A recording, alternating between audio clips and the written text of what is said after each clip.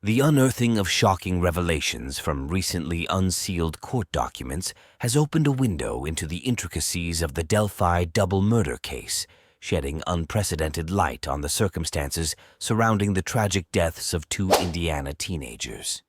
In addition to unraveling the harrowing details of the case itself, these newly disclosed documents also illuminate the accused killer, Richard Allen's startling confessions and his subsequent descent into bizarre and alarming behavior while incarcerated.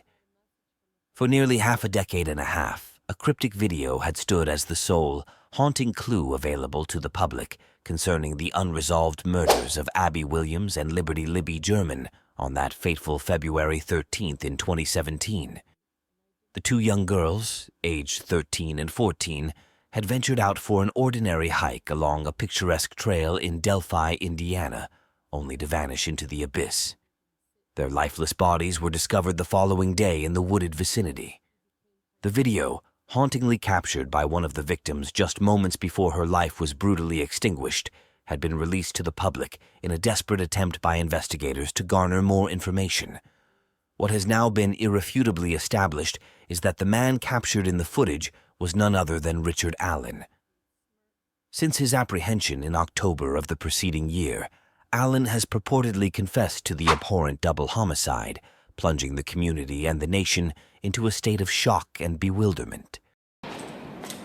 This morning, the suspect in the murder of two teen girls has allegedly made several confessions. At a court hearing yesterday, prosecutors claimed Richard Allen made admissions of guilt up to 6 times about his role in the deaths of best friends Abby Williams and Libby German in Delphi, Indiana. What distinguishes these newly revealed documents as of paramount significance is the contextual framework they provide regarding these alleged confessions. Prior to their unveiling, a shroud of mystery had enveloped the circumstances under which these potentially incriminating statements were made. Speculations abounded, suggesting that they might have been clandestinely overheard by fellow inmates or potentially relayed through jailhouse informants. However, the veil of obscurity has been definitively lifted. It has now come to light that Allen made these damning admissions during phone conversations with his wife and mother, and to compound matters further, these very calls were meticulously recorded. This revelation has added a layer of complexity and intrigue to an already perplexing case. The tireless efforts of Kevin Greenlee and Anya Kane, the creators of the Murder Sheet podcast, stand as a beacon in the process leading to the release of almost 120 previously concealed documents. Their unwavering commitment to the Delphi case extended long before Allen's apprehension. The case resonated deeply with them, echoing the sentiment felt by countless individuals worldwide, a sense of disbelief and profound sorrow at the thought of two young friends embarking on an innocent hike only to never return, thereby depriving their families of the joy of witnessing their growth and futures. The revelation of these documents marked an unusual departure from the typical protocol in Indiana, where documents are sealed upon request by either the prosecutor or the defense, citing concerns related to privacy or ongoing investigations.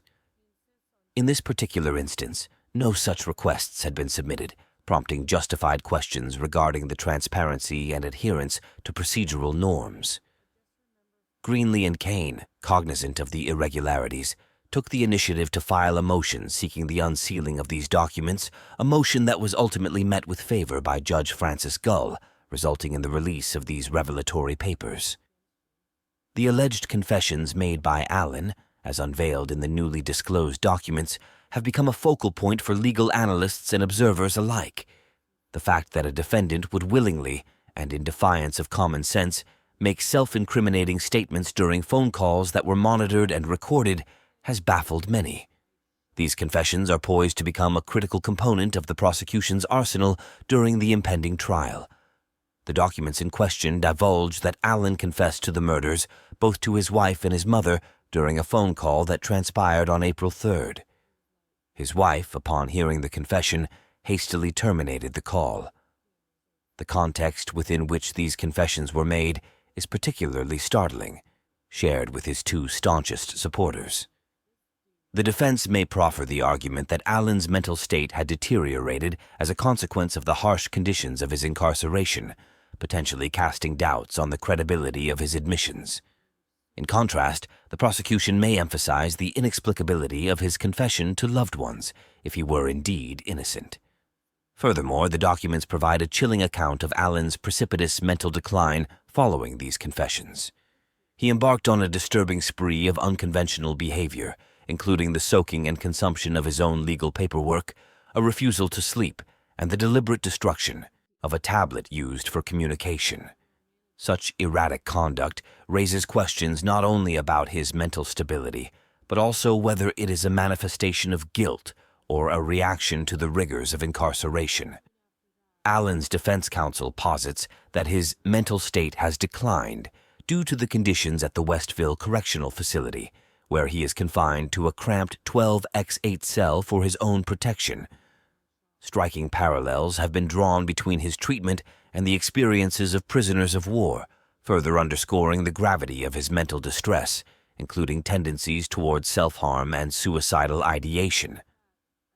With these revelations in mind, the Delphi double murder case assumes an even greater degree of complexity, prompting a barrage of questions regarding the veracity of Allen's confessions, the interplay between his mental state and his behavior, and the adequacy of his confinement conditions. This newfound information introduces an additional layer of intrigue to an already perplexing and heart-wrenching saga that continues to captivate the attention of a concerned public, eagerly awaiting the resolution of this haunting mystery. The unfolding of events continues to be a central focus, as Allen's defense team mounts a robust counterargument against the alleged confessions. They assert that he was mentally unraveling at the time due to deplorable prison conditions, thereby making his confessions unreliable.